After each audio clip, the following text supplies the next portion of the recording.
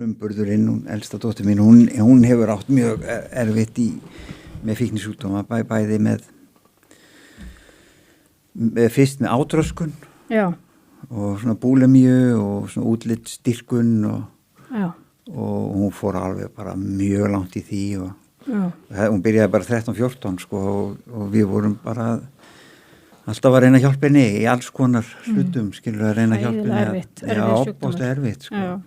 Og hún var frá bugl og þú veist, geðdeild og allt, sko. Alltaf að reyna að fá styrk og við með þess að gerðum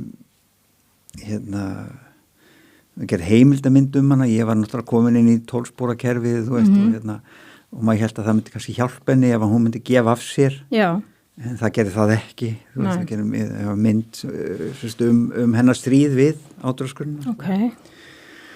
Og síðan þróaðist þetta yfir í alkoholisma og hún hefur bara á ennþá í stríði við það, sko. Já. Því miður. En svona á stundum góða kafla en er ennþá ekki hólpinn í það minnst og ekki búin að finna lausnina, sko. Nei. Hvernig var þetta að vera, að því að maður hefur séð þetta er náttúrulega hræðilegur sjúkdómur, átröskun. Já. Að sjá barnið sitt gera sér þetta, það hlýtur að hafa verið alveg bara ótrúlega erfitt.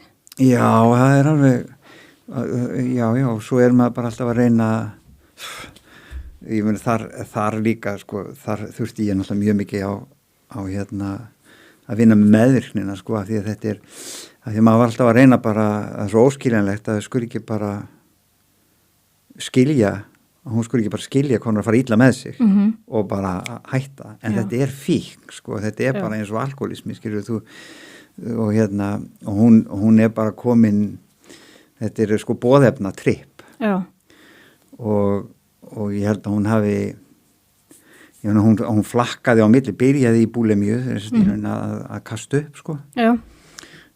En síðan alltaf smittaðist aðeins yfir í anorexíu að borða ekki eða þá að hlaupa og ganga og hreyfa sig alveg eins og, þú veist, og svo hafa bara algjörlega blekt að sýna á sitt útlit og finnast fallegt þegar það sést bara í rifbeinin og allt þetta dóttir, sko.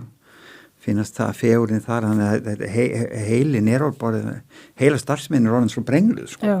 Hún verður svo brengluð, kannski af svengd en líka bara þessu boðefna trippi, sko. Þau voru að svelta þig og